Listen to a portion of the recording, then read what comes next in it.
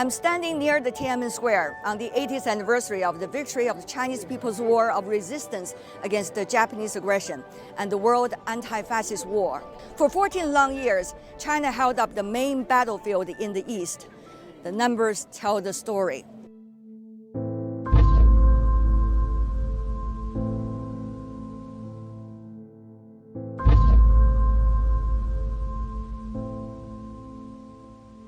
The Chinese people built a great wall of flesh and blood. Without a decade of China's lonely resistance, there would have been no breathing space for the Allies, no full victory in World War II.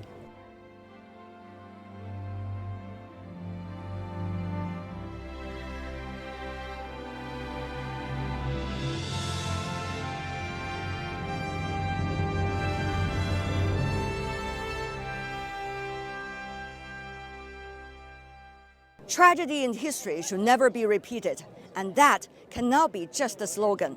Efforts need to be made continuously to safeguard peace. It has been many times emphasized by the Chinese government that the V-Day parade, the minutely choreographed extravaganza, is not aimed at provoking hatred, but rallying the world, remembering the past collectively, and sprinting for a shared future. For those attending the parade today, as well as for the people I have been talking to, the message is the same, particularly the younger ones. I think I have never been in an event as extensive as this one, as well organized as this one. Is very meaningful, particularly in this world where peace is so important to everyone. 我带着我的那个孩子们一块来的，大女儿、小女儿、我儿子、儿媳妇都来了。刚才照了一张参加片，确实是一个感觉到我们中国那个强大了，祖国在腾飞，和平必胜，正义必胜，人民必胜。我看到以后非常震撼，中国人民抗日战争，80周年和这个反法西斯世界反法西斯这80周年的胜利重新翻开，让我们的年轻人们看一下。因为70周年的时候我就来了，我坦白的说。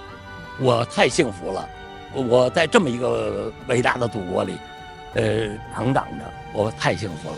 这么好的祖国，这么强大的祖国，作为我们的后盾，那我们没有干不成的事儿。They have their own entry points into history, some through family stories, others through reading of history, literature, or watching movies or listening to music.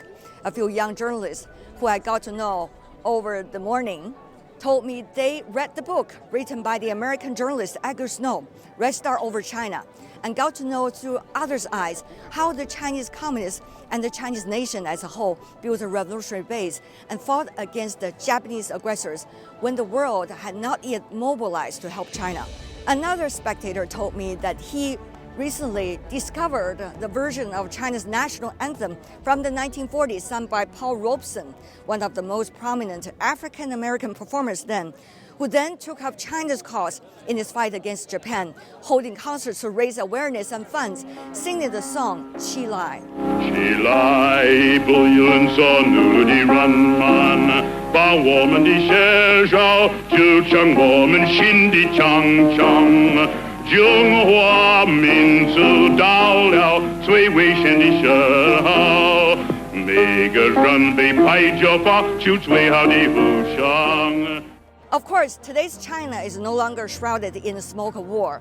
It has become an important partner for many in the world for peace and development. In fact, there are a significant group of international dignitaries attending the latest events in China. The parade in Beijing and the earlier SCO summit and the SCO Plus meeting in Tianjin over the past few days. I had in-depth interviews with some of them over the years.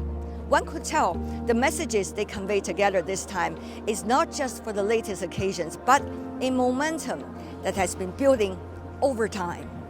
As they suggested, the world is facing multifaceted uncertainties and challenges.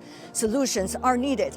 Just on the eve of the parade celebrating peace, China put forward the Global Governance Initiative.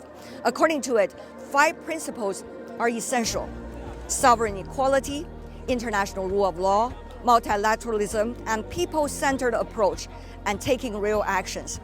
This year marks the 80th anniversary also of the founding of the United Nations. Facing an ever more fragmented world, the global governance system needs to be updated, effective, and just.